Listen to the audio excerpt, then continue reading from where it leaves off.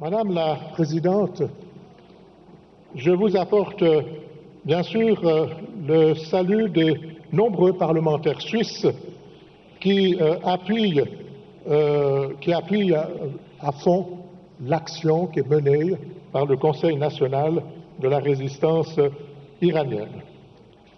Beaucoup de députés à l'Assemblée fédérale suisse, Conseil national et Conseil des États réunis, appuient votre action et je vous donnerai tout à l'heure le livre de signataires de l'ensemble des parlementaires suisses qui ont signé votre appui. Il est vrai qu'aujourd'hui nous sommes aussi devant une situation urgente, vous l'avez expliqué Madame la Présidente, face à la sécurité des résidents du camp Liberty. Non seulement que cette sécurité doit être garantie, mais aussi que cette sécurité soit garantie par le Haut Commissariat des réfugiés, qui, à notre sens, et je peux le dire malgré la neutralité de Suisse, ne fait pas son travail face justement à nos amis iraniens qui sont bloqués dans ce camp Liberty, et c'est extrêmement grave. Maintenant, je veux vous remettre, Madame la Présidente, justement, le livre de soutien des parlementaires fédéraux suisses et qui explique justement bien les préoccupations des parlementaires suisses face à cette situation de vos amis, de nos amis iraniens qui se trouvent aussi bien au camp Liberty et quelques-uns encore au camp d'Ashraf. Voilà, Madame la Présidente, Madame Rajavi, voici donc le livre que je vais vous remettre personnellement. Et je vous remercie de m'avoir entendu. Encore une fois, je vous remercie de m'avoir écouté.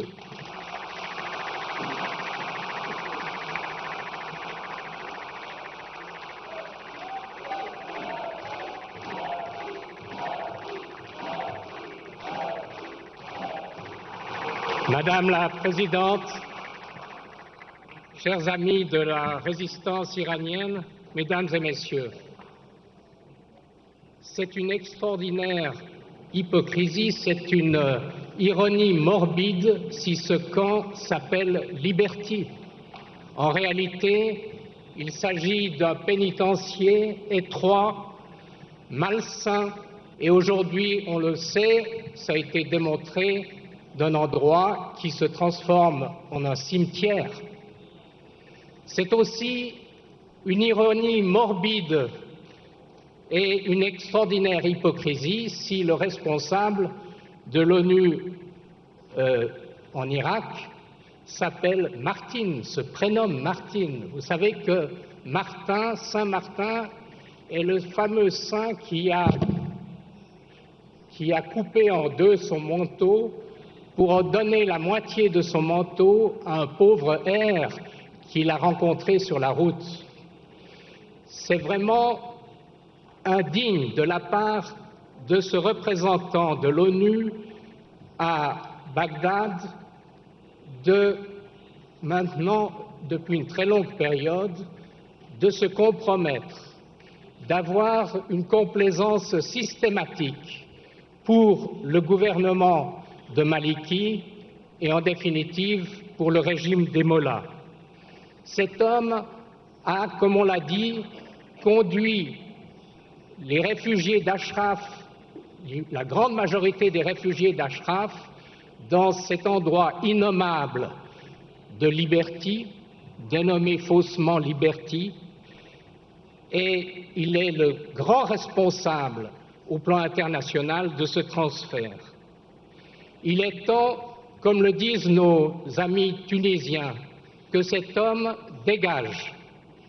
Et il est incompréhensible que le secrétariat de l'ONU continue de tolérer un tel incapable à ce poste si important.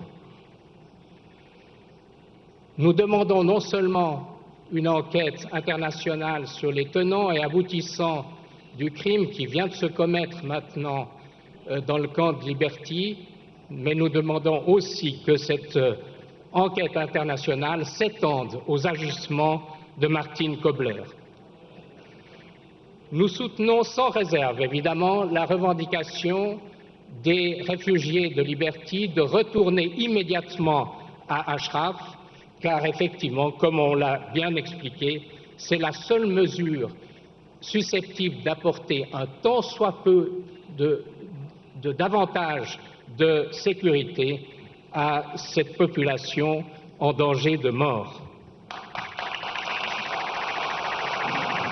50 members of the Mujahideen organization were killed in 2 attacks on Ashraf, and recently 7 were savagely murdered in a missile attack at Camp Liberty.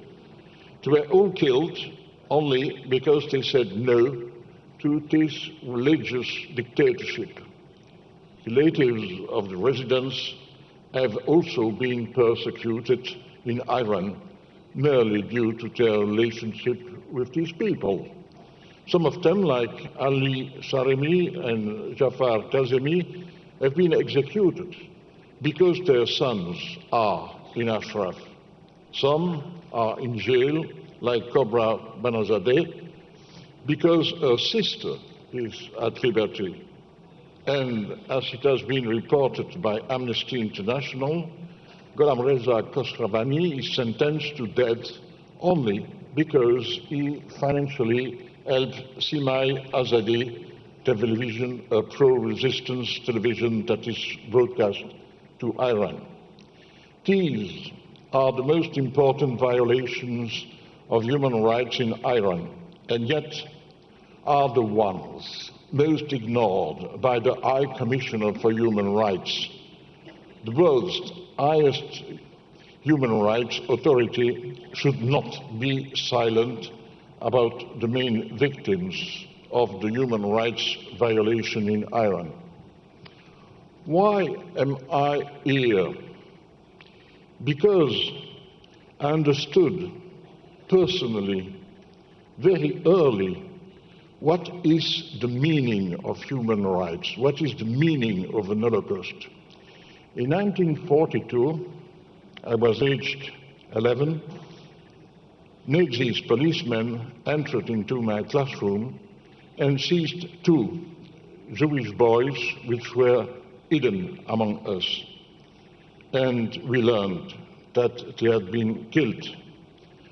Further, for their memory, I am here tonight to protest all possible victims of the rights.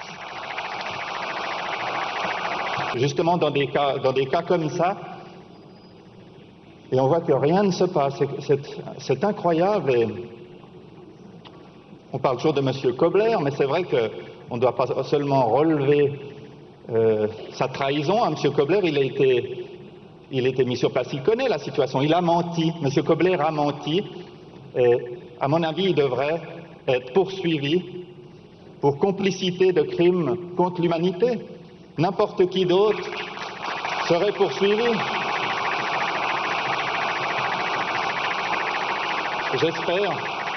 J'espère que les juristes vont le faire, car si on ne fait pas ça, mais alors à quoi ça sert d'avoir des institutions? À quoi ça sert d'avoir un haut commissariat des réfugiés?